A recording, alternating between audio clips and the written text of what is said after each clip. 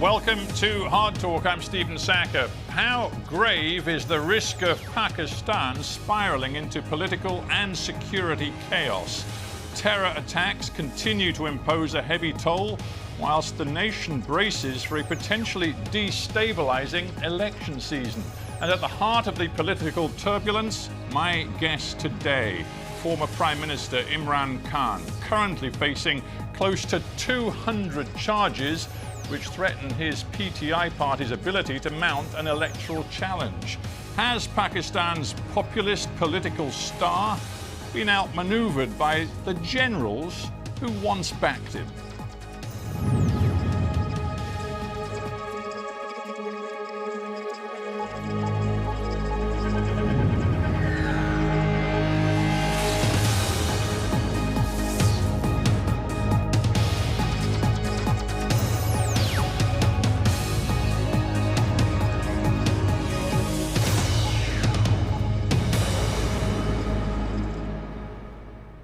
Imran Khan in Lahore, Pakistan, welcome to Hard Talk. From the outside, Mr. Khan, it looks as though a legal noose is tightening around your neck. Does it feel that way to you? Yes, Stephen, it's been like that for a while, ever since I was out of power 14 months, 15 months ago.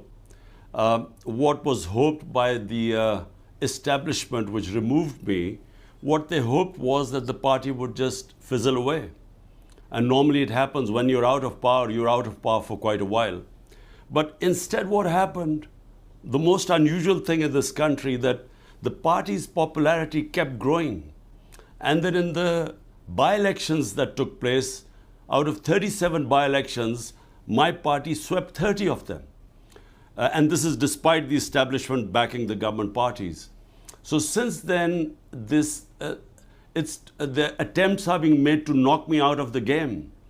I had 2 assassination attempts on me, and apart from that, now I have close to my double century, almost 200 cases, and the whole attempt is to either imprison me or disqualify me, or both. Yeah, you talk about being knocked out of the game. Isn't the reality, now that there are these pretty much 200 cases against you, which include a whole range of charges? The corrupt misuse of official gifts is one, contempt of Pakistan's election commission is another, but then there are others which include, as I understand it, sedition, blasphemy, and one case which even alleges your involvement in a murder. It's becoming so complex and so serious that frankly you don't have time for anything else.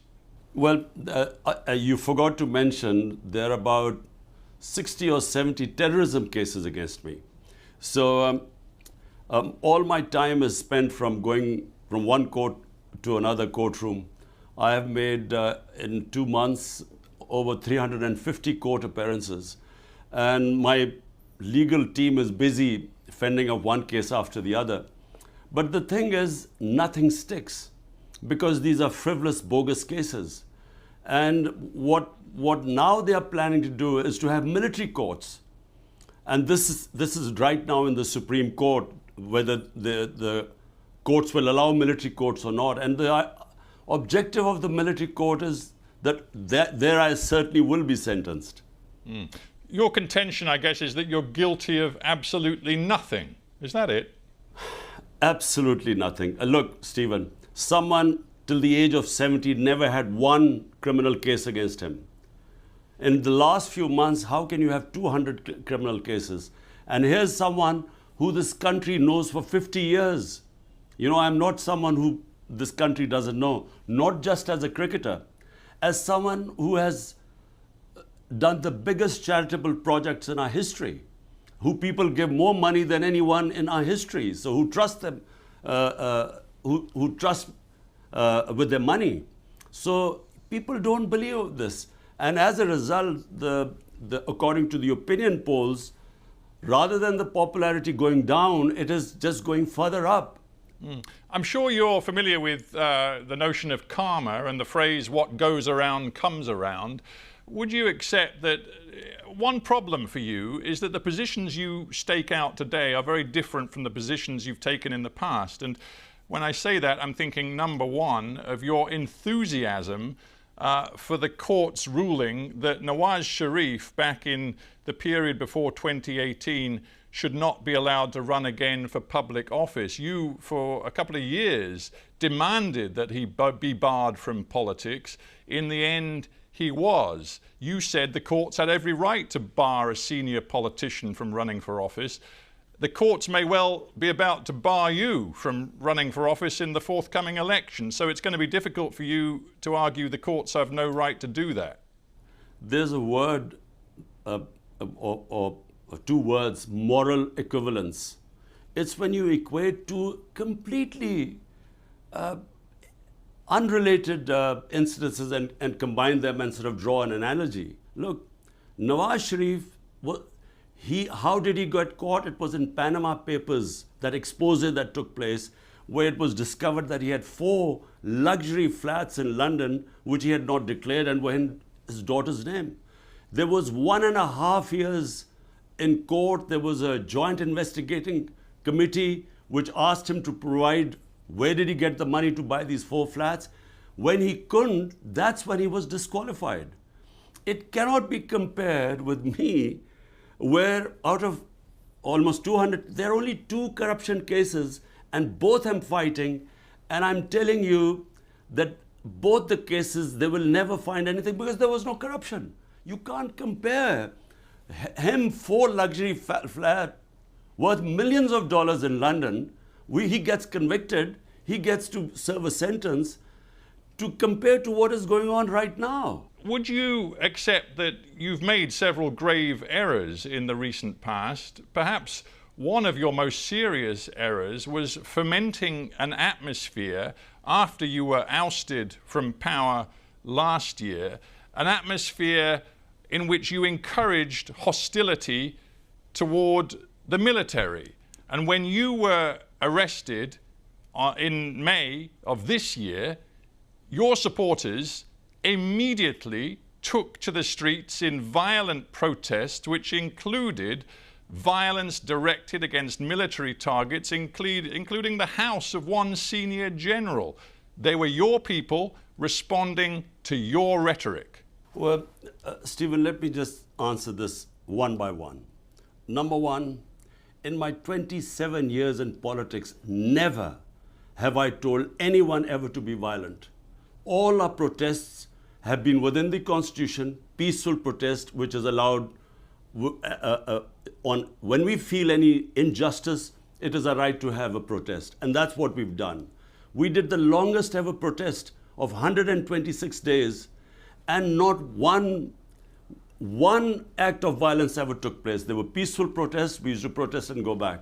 So first, let me make it clear, and this is what the courts have discovered. When they tried to accuse us, when the government accused us of attacking army buildings, the courts, two judgments now have cleared us that none of us were involved in any of violence.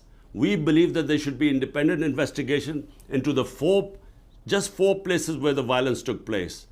But hang on, did you not think for a moment, knowing Pakistan as you do, the polarized feelings amongst your people, did you not think for a moment it was irresponsible of you in the months running up to May 9th of this year to be accusing the military of essentially running a puppet government, of launching a coup d'etat, of taking over Pakistan and completely undermining its democracy? Did you not for a moment think that that might lead to trouble? So, Stephen, what you're saying is that I should not tell what was the truth? Everyone in Pakistan knows what happened. The defense minister, the current sitting defense minister, who's now, who was in the opposition, he has given a public statement that way back in 2020, we were 6 months down the line in our government. He said that the army chief told him categorically that he wanted to get rid of my government. And had it not been for 2 years of COVID-19, which is why he held back, that's the only reason he didn't remove our government. Now, this is from the current defense minister. So no one in this country is in any doubt that it was the ex-army chief who removed my government. In fact, he has bragged. He said he thought Imran Khan was dangerous for Pakistan. That's why he removed me. So this is just a fact. Well, no one. I talked about karma. Yeah, I talked about karma before. The truth is, you rode the tiger of military support for their political candidate. You rode that tiger yourself in 2018. You were close to the military. You remained close to the intelligence services and the military in your early years in power. And it was only when you fell out with the military that you decided you wanted no military meddling in politics. Again, it's hypocrisy. One of the army spokespeople said, well, Imran Khan is the biggest hypocrite. So, Stephen, I need to correct you again. My party is the only party that was not created by military dictators. People's Party, Ayub Khan, the first dictator, Zulfikar Ali Bhutto was his minister for 8 years before he left his government and then created the party. Nawaz Sharif was manufactured by General Ziaul Haq. He was a businessman. My party started from zero. 22 years I built my party from scratch. And then, if in 2018 the army backed us, then how come, then despite the establishment openly going against us, trying to dismantle us, how come after we are out of government, we win 30 out of 37 by-elections? How come that has happened? Because the establishment, everyone knows, is standing with the government. So how come we sweep all the by-elections? So clearly we did not come into power because of the army. Where you're right, the army did not oppose me in 2018. That's where you're right. But in 2013, the military establishment backed Nawaz Sharif, brought him into power. That's why we did this protest for 126 days, because we wanted the audit of the elections, because we knew the elections were rigged. But when in 18 we came into power, we asked the opposite. We asked them to open the elections because we knew we had won free and fair elections. Isn't the truth, though, that you believed after you lost that vote of confidence in 2022, you believed you could use people power to force the army to come back to you, in essence, and you were wrong. And going back to what happened in May 2023, when your supporters went to the streets, they committed that violence, including against key military infrastructure, you basically crossed a red line that even supporters of your own PTI party, even former friends and colleagues in your government say is on you. It's your responsibility. To quote your former defense minister, Pervez Katak, he says, all of the political representatives of my new party hold Imran Khan responsible for the tragedy of May 9th. He said Imran Khan's anti-state agenda has been rejected by the masses and his own party's former leadership. Now, Stephen, let me answer this question because it's very important. What happened on the 9th of May? On the 9th of May, I'm sitting in the precincts of the Islamabad High Court. I'm on bail of these many cases, so there was no case on me. I get attacked by the commandos, not by police, by commandos. There are visuals which have gone all over the world. I was attacked. My guards were beaten up, and I was abducted from there, confirmed by the Supreme Court, unlawful and unconstitutional. So what did you think the supporters would do? When they saw the army, the commandos picking me up from there, was there not going to be a protest? But remember, when I was shot and 12 of my other people were wounded, 1 dead, despite that there was no burning, there was no arson. There were peaceful protests, but there were protests without any arson. So how come, this is the big question, when they see me being dragged like the head of the biggest party, abducted, there was going to be a reaction. Now, point is, Were we involved in the arson? Arson only took place in 4 buildings.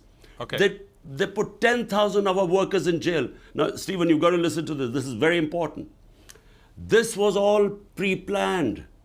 The way the police could have picked me up. Why did they need commandos to pick me up and beat everyone up? Because they wanted a reaction.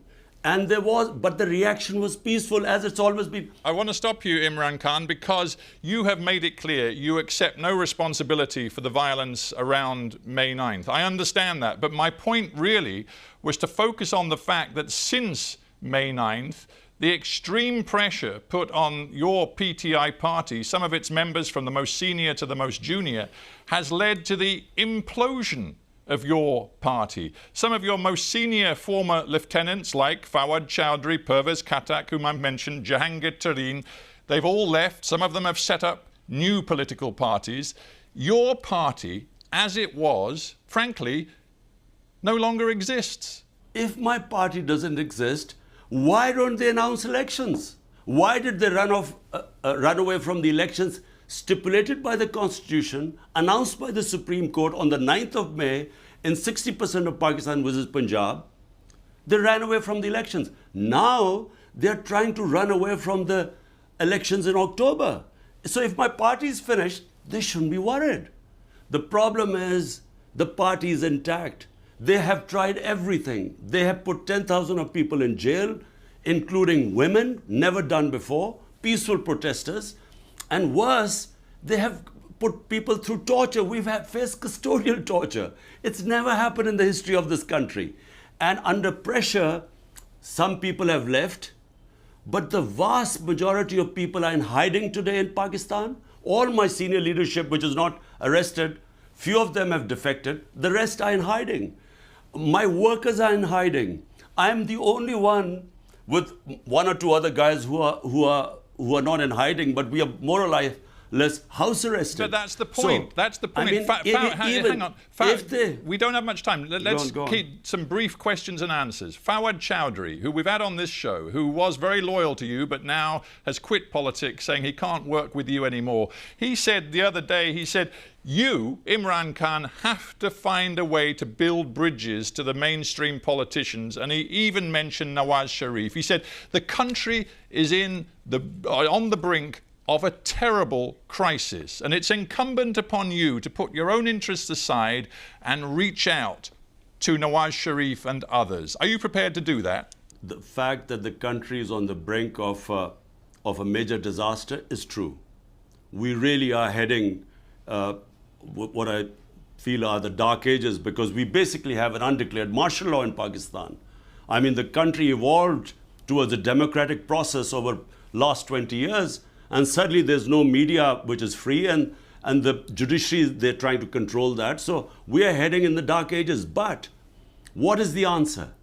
Is the answer to shake hands with people who've been robbing this country for 30 years? I came into politics because the 2 families had destroyed our country economically. I came in because I wanted to bring the powerful under the rule of law, which is why my party was called Movement for Justice, Rule of Law. And now, am I supposed to join the same people who are responsible for destroying the rule of law in this country, who are above law, so that I again, what for? To come into power? I'd rather not come into power.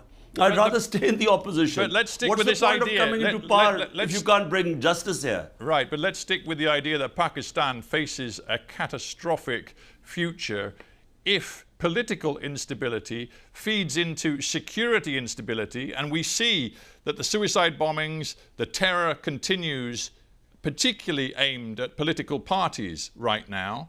And also we see a potential economic catastrophe with an IMF bailout which just stopped the country defaulting, but which nonetheless leaves Pakistan in a parlous position. Your country can't afford the political chaos that will come if you try to run in the forthcoming election. It just can't afford it.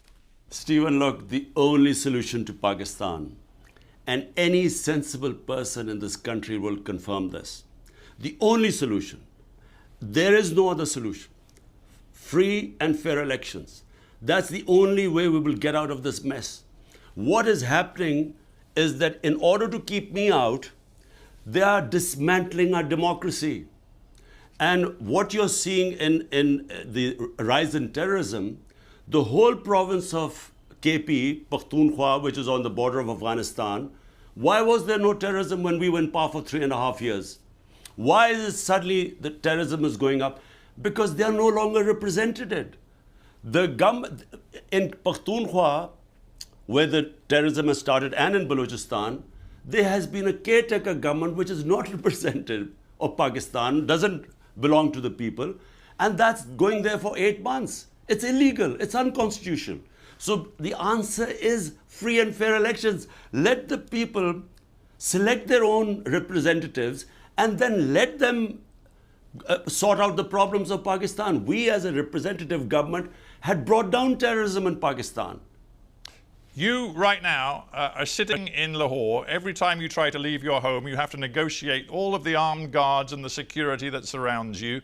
Pretty much your only journeys right now are to the courthouse. You know that you survived an assassination attempt last November, but you've said you expect another one to come. I believe your own children have told you that you ought to get out of politics for your own safety. Why will you not heed that advice? Because it may be the only way to calm tensions in your country.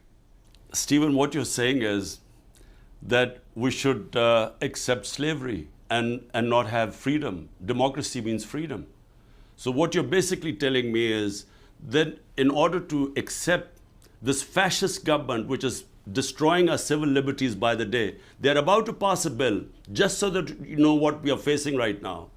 They're passing a bill which is called Prevention of Extreme Violence.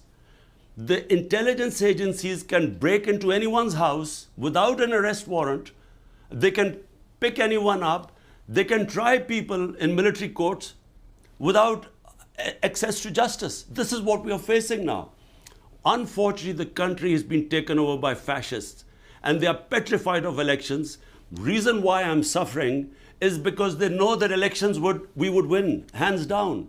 And because of that, they are not only dismantling our democracy, it means we should accept that we don't have any freedom.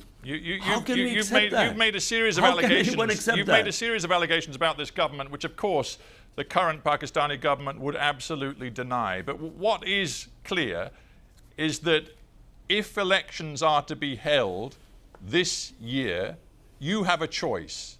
You either try to run or you back off because it could send Pakistan over the edge. What are you going to do? What will save Pakistan are free and fair elections. Stephen, make no mistake about it, because that will give it political stability, a government backed by a public mandate. If it comes in for 5 years, will give us political stability, and that will then give us economic stability. At the moment, there is no political stability and the economy is just tanked. And this terrorism is an offshoot. Right. When there's no representation of people, when they are being ruled by a center which has no idea how to deal with things as things deteriorate. So look, what you're basically saying is that I should just leave these guys alone and, you know, look after myself. So it's easy for me. All I have to say is that, look, I'm going for a holiday to London to see my boys, and life is easy for me. But look, I mean, I am the first generation of Pakistanis which grew in an independent country. My parents grew up in colonial India. So we value our freedom. Imran Khan, we have to end there. Thanks very much for joining me on Hard Talk.